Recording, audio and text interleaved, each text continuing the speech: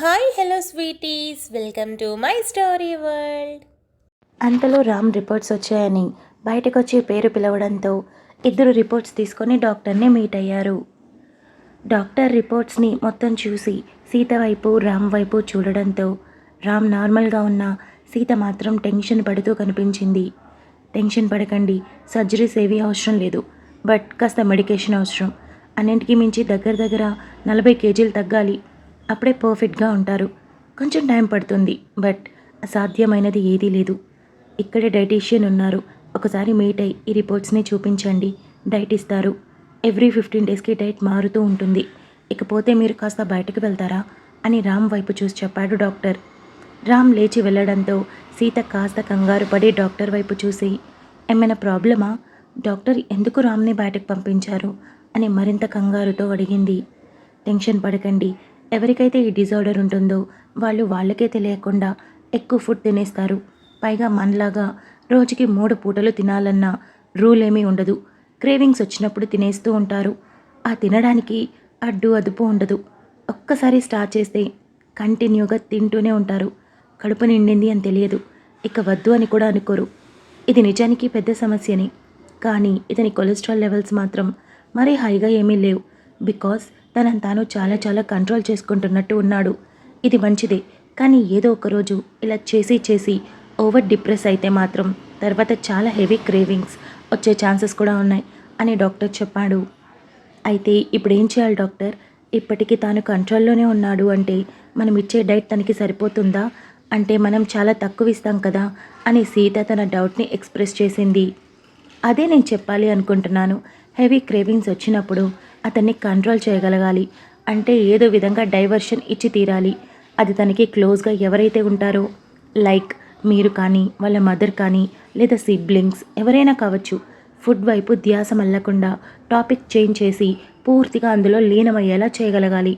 అప్పుడు ఆ టైంలో ఆ క్రేవింగ్స్ని ఆపుకోగలిగారు అంటే కాసేపటికి కంట్రోల్ అవుతుంది. మళ్ళీ ఎప్పుడైతే క్రేవింగ్స్ వస్తాయో అప్పుడు మళ్ళీ అలాగే డైవర్ట్ చేస్తూ ఉండాలి. ఇది కొంచెం కష్టమైన పని, కానీ చేసి తీరితే మాత్రం ఖచ్చితంగా పాసిబుల్ అవుతుంది అని డాక్టర్ చెప్పాడు. అర్థమైంది డాక్టర్, నేను చూసుకుంటాను, మీరు మెడికేషన్ ఇవ్వండి అని సీత చెప్పింది. డైట్ మొదలుపెట్టిన దగ్గర నుండి తీసుకోవాల్సి ఉంటుంది. అంటే ఫుడ్ చాలా తక్కువ తీసుకుంటారు కాబట్టి కళ్ళు తిరగడం, బాడీ వీక్ అవ్వడం జరుగుతూ ఉంటుంది. అలా కాకుండా మెడిసిన్స్ ఇస్తున్నాను, దాంతోపాటు క్రేవింగ్స్ కంట్రోల్ అయ్యేందుకు కూడా ఇస్తున్నాను, అన్నింటికీ మించి తన డిజార్డర్కి కూడా ఇస్తున్నాను అని డాక్టర్ అన్నింటినీ రాసి ఆ ప్రిస్క్రిప్షన్ సీత చేతికి ఇచ్చాడు. సీత స్లిప్ పట్టుకొని మళ్ళీ 2 వీక్స్కి విజిట్ రాయడంతో నవ్వుతూ అక్కడి నుండి బయటికి వెళ్ళింది. సీత రాగానే రామ్ లేచి, ఏం చెప్పారు, ఏదైనా ప్రాబ్లమా అని అడిగాడు. ఏం లేదు రాముడు, డాక్టర్స్ గురించి తెలిసిందే కదా, చిన్న వాటికి కూడా బయటికి పంపిస్తూ ఉంటారు. నీకు క్రేవింగ్స్ వచ్చినప్పుడు డైవర్ట్ చేయమని చెప్పారు. ఒక్కొక్కసారి ఆ క్రేవింగ్స్ హెవీగా ఉంటాయంట, సో డైవర్ట్ చేయాలి ఖచ్చితంగా అని చెప్పారు, అంతే అని సీత చెప్పింది. ఇక వెళ్ళడమేనా అని రామ్ అడగడంతో, మర్చిపోయావా, మనం డైటీషియన్ని కూడా కలవాలి అని సీత అనడంతో రామ్ నవ్వి అక్కడి నుండి డైటీషియన్ దగ్గరికి వెళ్ళి మీట్ అయ్యారు. డైటీషియన్ రిపోర్ట్స్ అన్నీ చూసి రామ్కి తగ్గ డైట్ని 2 వీక్స్కి 2 షీట్స్ డివైడ్ చేసి ఎంత తినాలని క్లియర్గా మెన్షన్ చేసి ఇచ్చాడు. ఇద్దరూ అక్కడి నుండి మెడిసిన్స్కి వెళ్ళి తీసుకొని ఇంటికి బయలుదేరారు. ఏంటి టిఫిన్కి రాకుండా రూమ్లోనే కూర్చున్నావు, ఆఫీస్కి వెళ్ళే ఉద్దేశం ఉందా లేదా అని రితు అడిగింది. బాబు ఏం మాట్లాడకుండా సైలెంట్గా వీడియో గేమ్స్ ఆడుకుంటూ ఉండడంతో చేతిలో ఉన్న రిమోట్ని లాగి పక్కన వేసి, మాట్లాడుతుంది నీతోనే, నేను మాట్లాడేటప్పుడు కనుక నువ్వు రిప్లై ఇవ్వలేదంటే నీకు కొంచెం కూడా బాగుండదు అని రితు అరిచింది. బాబు సూటిగా చూస్తూ, అసలు ఏమనుకుంటున్నావు నీ గురించి? మనం వచ్చిన దగ్గర నుండి చూస్తున్నాను, నా మీద చలామణి చేయాలని చూస్తున్నావు, నీ లిమిట్స్లో నువ్వుంటే బాగుంటుంది అని బాబు కాస్త గట్టిగా చెప్పాడు. లిమిట్స్? అవి నీలాంటి వాళ్ళకు ఉండాలి, నాకు కాదు. నేను ఎప్పుడూ ఎవరిని ప్రేమించలేదు, ఎవరితో తిరగలేదు. నేను నిన్ను పెళ్లి చేసుకున్నాను, నీతోనే ఉన్నాను, నాకు నీకు చాలా తేడా ఉంది అని రితు అంతే గట్టిగా సమాధానమిచ్చింది. నేను నిన్ను ప్రేమించలేదు అని బాబు అన్నాడు. ఆ మాటకి రితుకి బాధ కలిగిన ఏమాత్రం బయటికి చూపించకుండా, ప్రేమించకుండా నాతో గడపడానికి సిగ్గులేదు నీకు? ఏమాత్రం దానికి నాతో ఎందుకు? ఎంతో కొంత డబ్బు పడేస్తే ఎవరో ఒకరు వస్తారు కదా అని రితు గట్టిగా మాట్లాడింది. నాకేమీ అలాంటి అలవాటు లేదు అని బాబు అన్నాడు. నీకు అర్థమవుతుందా బాబు? ఇప్పుడు నువ్వు చేస్తున్నది కూడా అదే. బయటైతే నువ్వు డబ్బులు ఇచ్చి వెళ్తావు, ఇక్కడైతే నా మెడలో తాళి ఉంది అంతే తేడా. నువ్వు ప్రేమతో చేస్తే ఏదైనా చెల్లుతుంది, కానీ నువ్వు అది ఏమీ లేకుండా ఇష్టం లేకపోయినా నన్ను ముట్టుకుంటున్నావు ప్రతిరోజు. అటువంటప్పుడు నిన్నేమనాలి అని రితు అడిగింది. చూడు, నీకు ఇష్టం లేకపోతే డివోర్స్ ఇచ్చి వెళ్ళు అని బాబు కేర్లెస్గా అన్నాడు. ఇవ్వనంటే ఇవ్వను. ఏం పిక్కుంటావో పిక్కో. నీ ఇష్టానికి నువ్వు పెళ్లి చేసుకొని నీ ఇష్టానికి నువ్వు నాతో గడిపి డివోర్స్ ఇవ్వు అంటే, ఇచ్చాక నన్ను పెళ్లి చేసుకునేది ఎవరు? సరే, ఎవరో ఒకరు చేసుకున్నాడనుకో, కానీ నువ్వు నన్ను ముట్టుకున్నావు కదా, అదంతా వెనక్కి తీసుకువెళ్ళగలవా చెప్పు. అసలేం జరగకుండా ఇదివరకు నేను ఎలా అయితే వర్జిన్గా ఉన్నానో అలా తయారు చేయగలవా? చేస్తానంటే చెప్పు, వెళ్ళిపోతాను ఈ కొంపలో నుండి, నీ లైఫ్లో నుండి. ఎప్పటికీ నీ మొహం కూడా చూడను అని రితు మొహంలో అసహ్యాన్ని నింపుకొని అడిగింది. చూడు, మాట్లాడడం నాకు కూడా వచ్చు. ఇన్ని రోజులు అంటే నువ్వంతేనేమో అనుకున్నాను, కానీ నీ మనసులో ఉన్న ఆలోచన తెలిసాక చాలా రెస్పెక్ట్ ఇచ్చి మాట్లాడుతున్నా. సో కంట్రోల్లో ఉండి వచ్చి టిఫిన్ చేయి, లేదంటే నువ్వు చేసిన చెత్త గురించి మీ అమ్మా నాన్నతో పాటు మా అమ్మా నాన్నకు కూడా చెప్పి నోట్లో ఊపిస్తాను, గుర్తుపెట్టుకో అని చెప్పి రితు ఫోర్స్గా అక్కడి నుండి వెళ్ళిపోయింది. బాబు సైలెంట్గా కూర్చుండిపోయి నలుగురిలో జరిగిన అవమానాన్ని పదే పదే గుర్తు చేసుకోవడం మొదలుపెట్టాడు. రామ్ సీత ఇంటికి చేరుకోగానే ప్రగతి హాల్లోనే ఉండడంతో వెళ్ళి ఇద్దరికీ మంచినీళ్ళు తెచ్చి, ఏం చెప్పారు హాస్పిటల్లో, అంతా ఓకేనా అని అడిగింది. అత్తయ్య, రామ్ చూడ్డానికే లావు, కొలెస్ట్రాల్ లెవెల్స్ చాలా కంట్రోల్లో ఉన్నాయి తెలుసా. ఇకపోతే ఏ సర్జరీస్ అవసరం లేదని చెప్పారు. న్యాచురల్ వెయిట్ లాస్ ట్రై చేయొచ్చు. ఇకపోతే డైట్ ఇచ్చారు. ముందు డైట్ కొద్దీ రోజులు అలవాటు పడాలి, తర్వాత రన్నింగ్, వాకింగ్ ఇలాంటివి నిదానంగా అందులో చేర్చొచ్చు అని సీత చెప్పింది. పోనీలే, ఇబ్బంది లేకుండా జరిగిపోతే మంచిది అని ప్రగతి అనింది.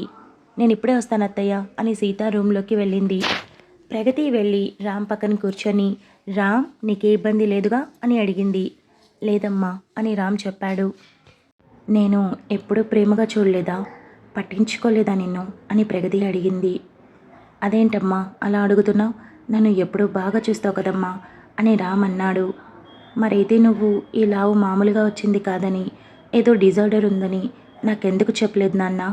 ఎన్నిసార్లు అడుగుంటాను, కానీ ఎప్పుడు కూడా చెప్పలేదు ఎందుకు అని ప్రగతి అడిగింది.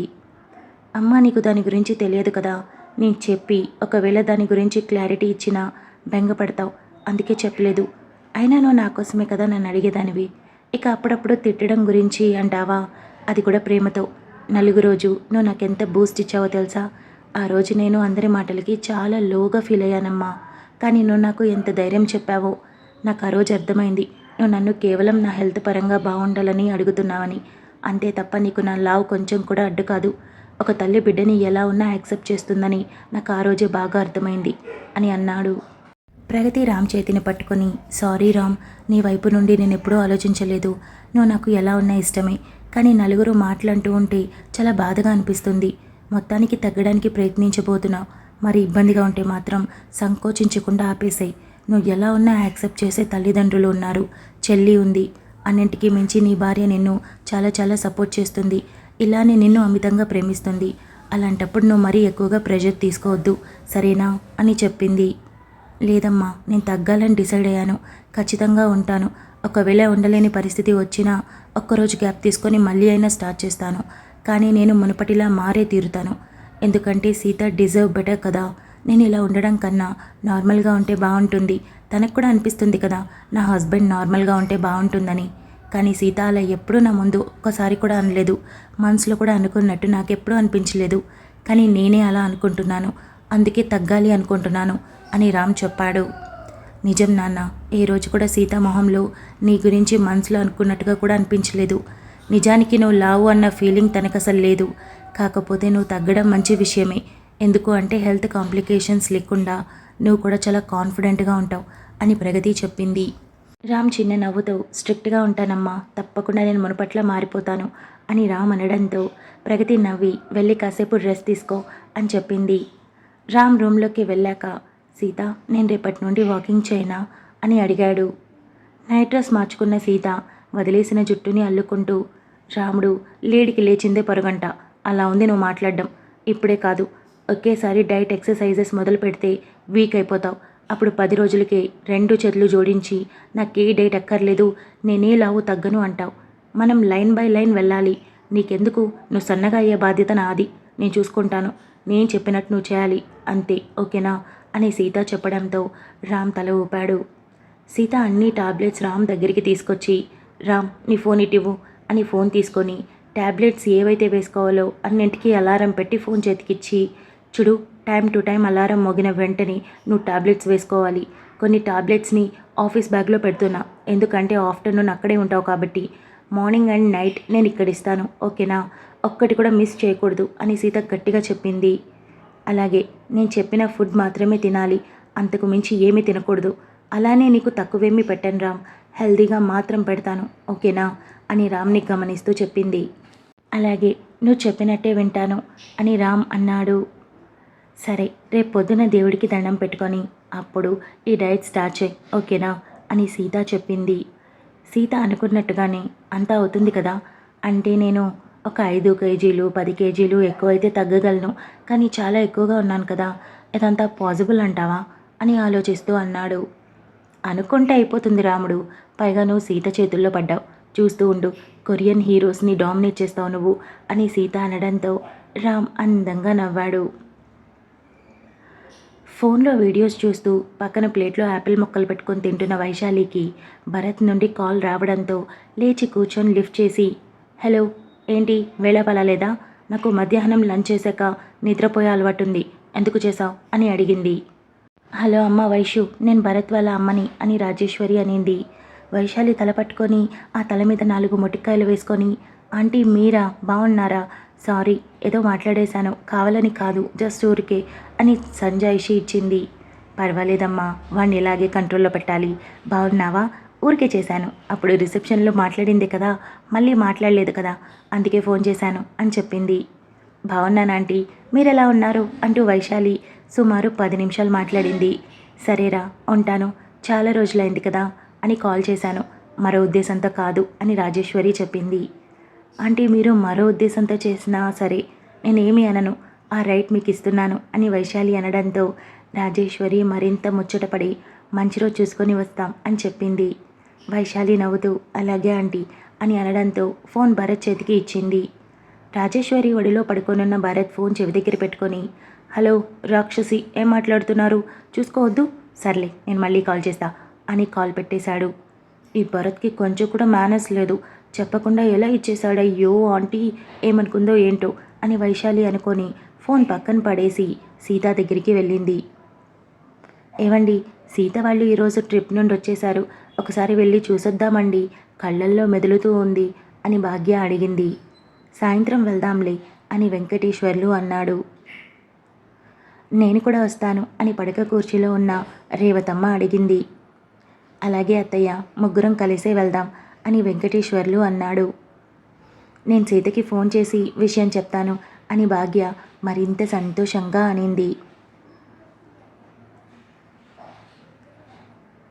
సీత వాళ్ళ అమ్మా నాన్న వస్తున్నందుకు ప్రగతి డిన్నర్ కోసం అన్ని స్పెషల్స్ తయారు చేస్తూ ఉండగా సీత కొంచెం హెల్ప్ చేస్తూ ఉంది. అంతా అయ్యేటప్పటికే 7 గంటలు అవ్వడంతో సీత ఫ్రెష్ అవ్వడానికి రూమ్లోకి వెళ్ళింది. అప్పుడే భాగ్య వెంకటేశ్వర్లు రేవతమ్మని తీసుకొని ఇంట్లోకి వచ్చారు. ఇద్దరిని చూడగానే హాల్లో ఉన్న వైషు, అత్తయ్య మామయ్య రండి రండి, నానమ్మ బాగున్నారా అంటూ ఎదురు వెళ్ళి పలకరించింది. ముగ్గురు లోపలికి నవ్వుతూ వచ్చి వాళ్ళతో తెచ్చిన స్వీట్స్ ఫ్రూట్స్ అన్నీ వైషు చేతికి అందించారు. నేను వెళ్ళి అమ్మని పిలుస్తాను అని వైషు అక్కడి నుండి వెళ్ళి ప్రగతిని పిలిచి వెంటనే సీత కోసం వెళ్ళింది. అన్నయ్య వదిన ఎక్కడా అని అడగడంతో ఫ్రెష్ అవుతుందిరా అని రామ్ చెప్పాడు. అవునా, అత్తయ్య మామయ్య వచ్చారు, నువ్వురా అని వైషు పిలవడంతో రామ్ లేచి హాల్లోకి వెళ్ళాడు. Thank you so much for listening guys. Update నచ్చినట్టయితే లైక్ చేయండి, షేర్ చేయండి, కమెంట్ చేయండి, అలానే సబ్స్క్రైబ్ చేసుకోండి.